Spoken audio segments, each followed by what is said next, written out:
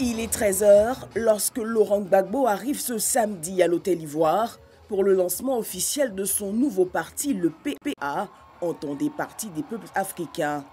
Durant 48 heures, le parti va asseoir sa vision et se présenter au monde.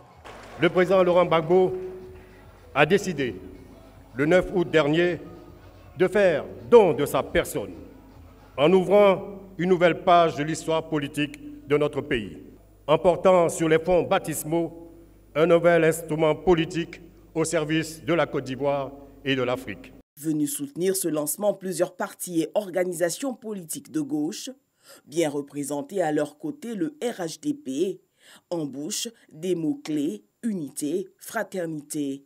Avant nos différents partis, nous sommes d'abord tous des Ivoiriens. Le président Alassane Ouattara, dans sa volonté affichée de raffermir ses liens avec son frère, le président Laurent Gbagbo, dans sa volonté affichée de renforcer la cohésion sociale,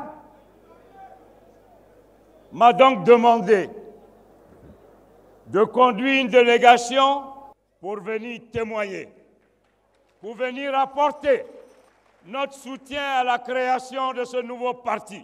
Le RHDP ne fera pas l'économie de sa relation avec le nouveau parti du président Laurent Gbagbo.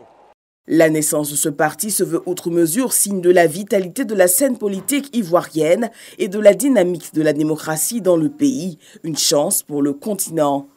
L'âge moyen des Africains est autour de 25 ans.